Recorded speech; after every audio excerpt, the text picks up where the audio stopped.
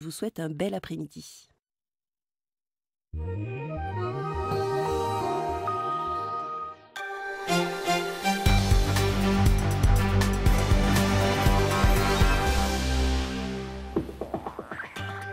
Bonjour à tous, merci de nous rejoindre pour votre journal des Alpes. Alors ce midi, nous irons une dernière fois dans le quartier du bidonville Esmonin à Grenoble. Toute la semaine, nous avons été à la rencontre de ceux qui sont installés là. Aujourd'hui, la parole aux habitants de ce quartier. Nous ferons la connaissance de Jean-Claude, un harmoniciste amateur installé dans les Aravis en Haute-Savoie, qui a voulu vivre de sa passion. Il est devenu, il y a maintenant 6 ans, le seul fabricant français d'harmonica diatonique. Et puis la météo, écoutez, j'ai presque honte de vous parler du ciel. Les orages arrivent, d'abord en montagne, puis en plaine. Fortes précipitations et on perd des degrés. Je ne parle même pas du week-end. Mais on part tout de suite en Oisans, où les habitants du secteur du Chambon se sont rassemblés ce matin. Regardez sur les berges du lac, pelles et pioches de sortie. Les habitants, les commerçants du secteur manifestent symboliquement leur envie de construire une route de contournement. Le tunnel du Chambon, vous le savez, est en travaux après l'éboulement de la RD 1091. Rappelons qu'il relie Grenoble à Briançon. Alors, ces habitants excédés estiment que les pouvoirs publics ne se mobilisent pas suffisamment. Je vous propose d'entendre quelqu'un du collectif du Chambon qui estime d'ores et déjà que la saison est largement compromise.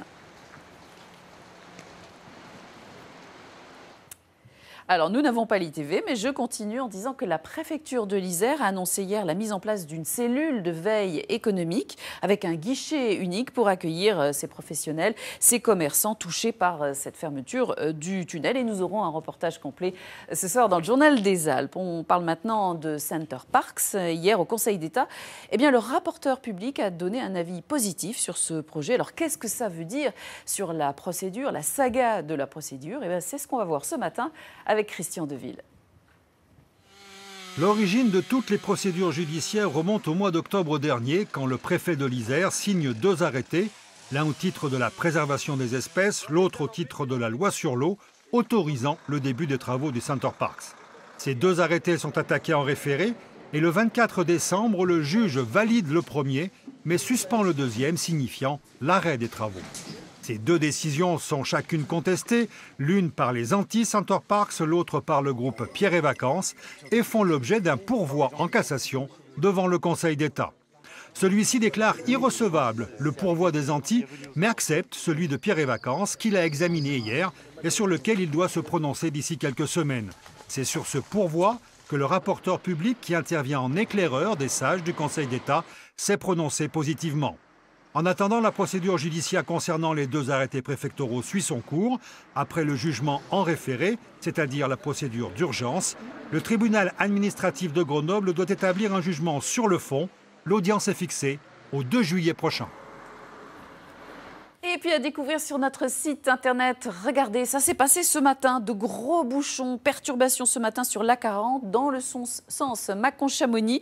L'autoroute coupée à cause de l'incendie d'un poids lourd qui vers 6 heures a percuté un portique de sécurité. Les 2 chauffeurs sont blessés.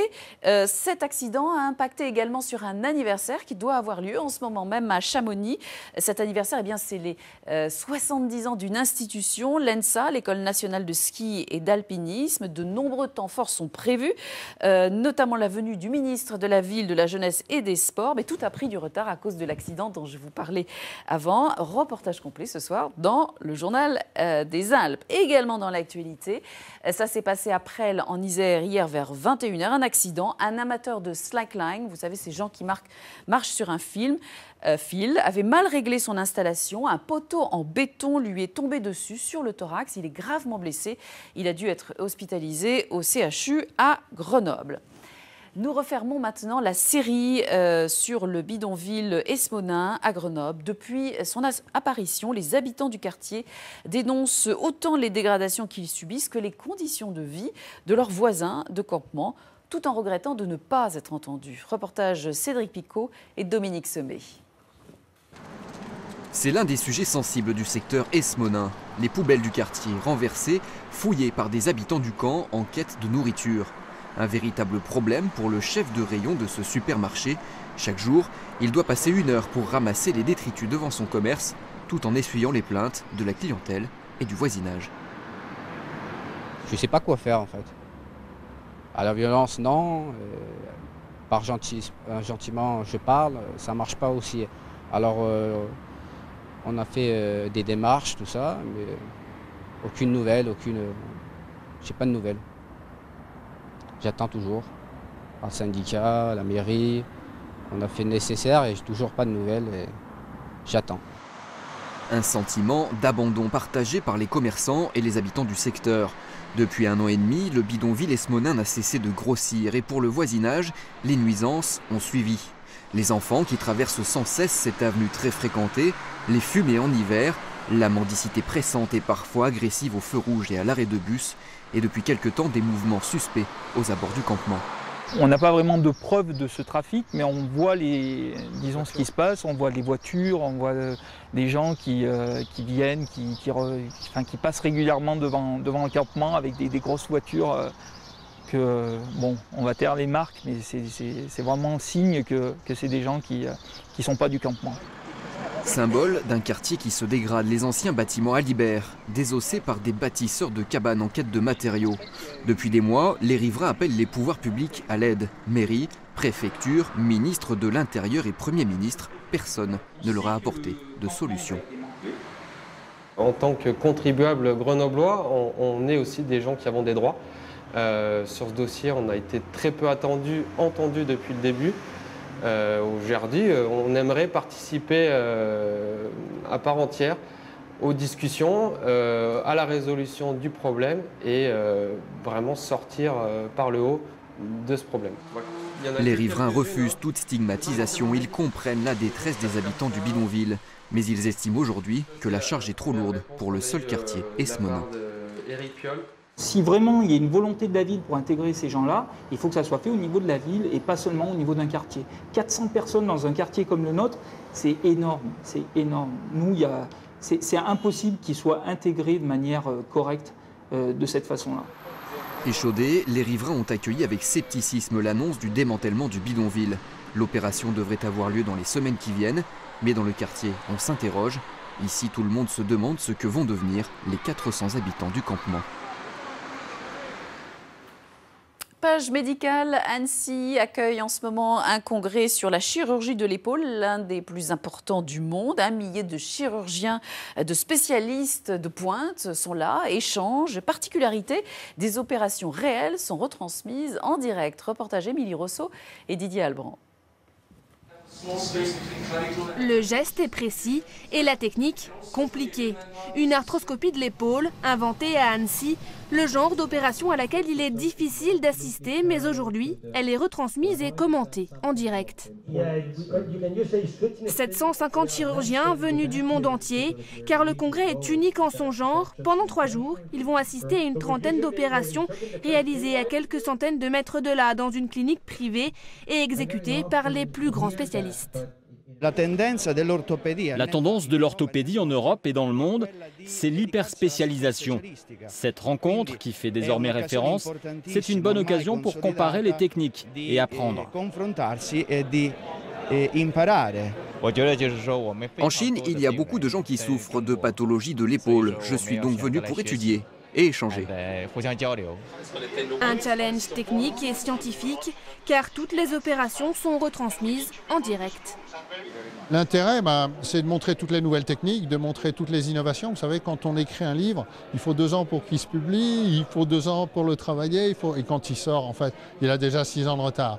Quand on est en transmission, en direct, on est vraiment à jour et c'est les techniques les plus à la pointe possible. Montrer les techniques à la pointe et surtout les vendre. À la sortie de la conférence, les plus grosses sociétés spécialisées ont leur stand. Prothèses, implants, matériel chirurgical.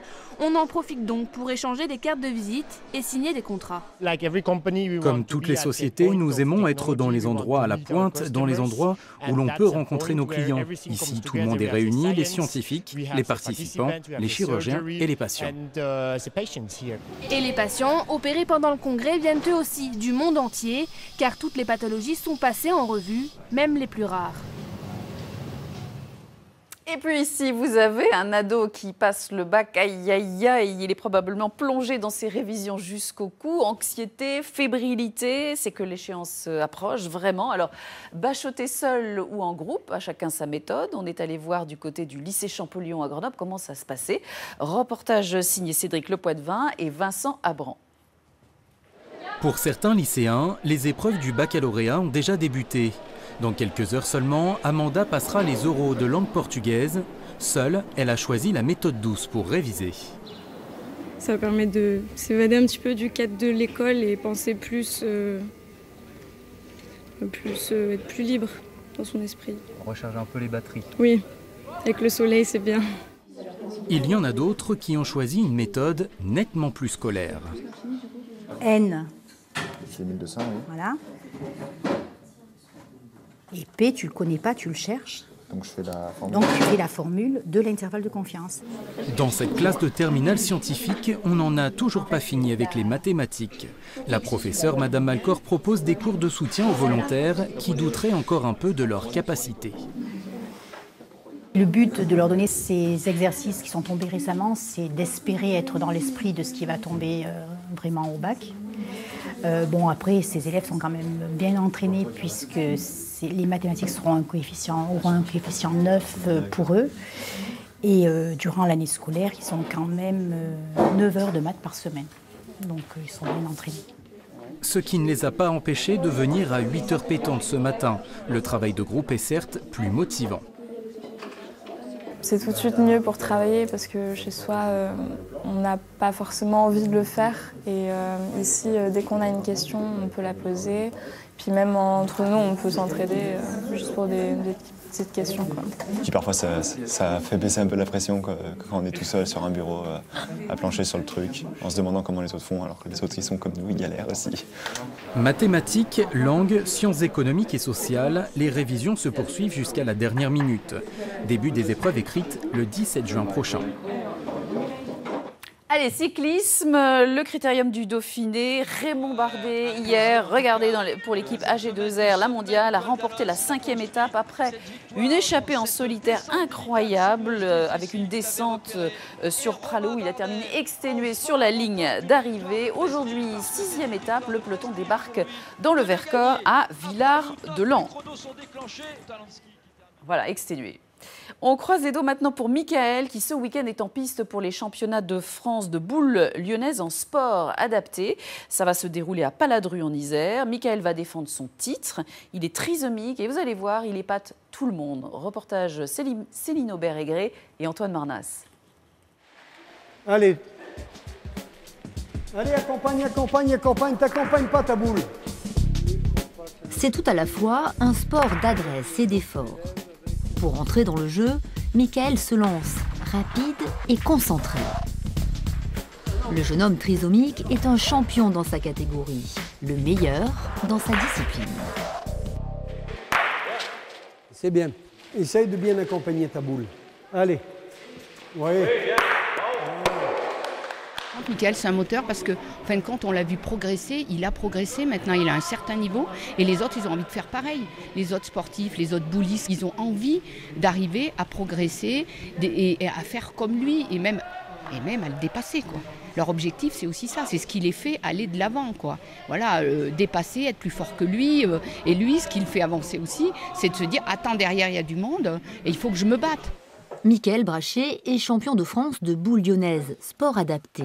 Il joue en D2, une catégorie pas très éloignée de la pratique des valides. À la mure, dans sa chambre, le jeune homme collectionne les trésors. Un nombre impressionnant de coupes et de médailles.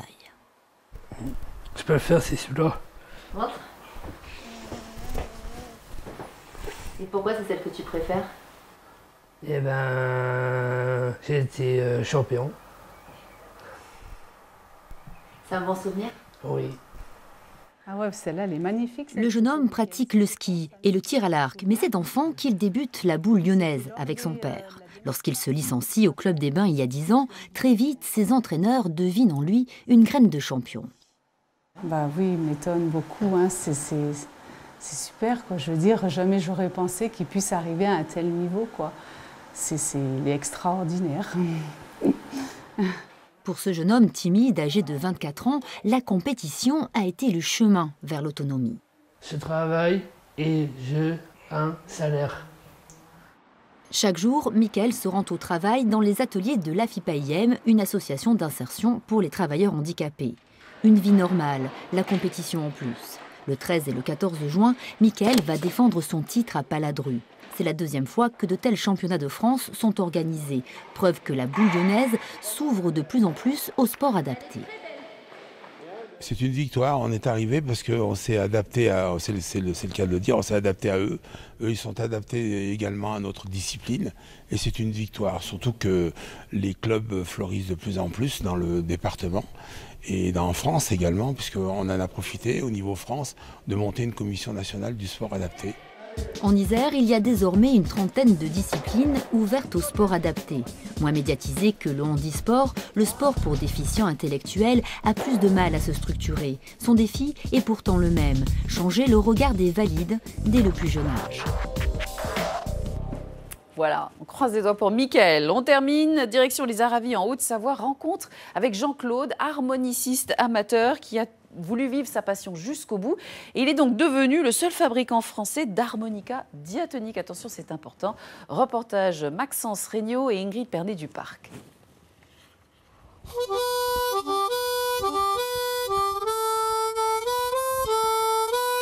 C'est une image qui pourrait avoir 30 ou 40 ans. Jean-Claude, ses vaches et son harmonica.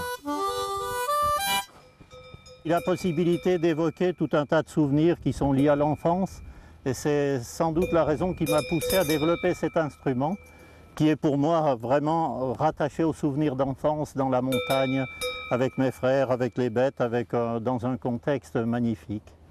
Car pour se replonger dans sa jeunesse, il a poussé un peu plus loin que seulement jouer avec ses vaches. Avec deux de ses amis, ils ont lancé une entreprise d'harmonica, Jonberg. Ok, la troisième, tu dis, Laurent? Oui, je pense que c'est la troisième qui est. Oui, c'est bien. Un design épuré, moderne, mais surtout un brevet particulièrement efficace. 3 vis seulement contre 10 à la concurrence. Ça paraît rien, mais le succès est rapide et mondial. Ça va prendre quelque temps pour atteindre notre vitesse de croisière, mais pour l'instant, ça semble plutôt bien parti. Et puis le milieu des harmonicistes a bien accueilli nos produits, qui plaisent beaucoup de par leur forme, de par leur concept, qui se démarquent des produits existants. Et ça, pour nous, c'est un plus intéressant. Aujourd'hui, des harmonicistes mondialement connus soufflent leurs notes sur ces créations. Ophir Ventura, Julien Cormier ou encore Beja Janzac. Des artistes qui plus est bien loin des clichés de l'harmonica. On avait à cœur de sortir de ce carcan un petit peu traditionnel pour se diriger vers des airs beaucoup plus modernes, beaucoup plus rythmés, voilà. Jean-Claude a encore plein d'idées derrière la tête. Des idées qu'il pioche bien sûr auprès de ses fidèles amis. Et ce soir, vous aurez le plaisir de retrouver Aurélie Massé à 19h. Excellente journée à vous tous et attention aux orages.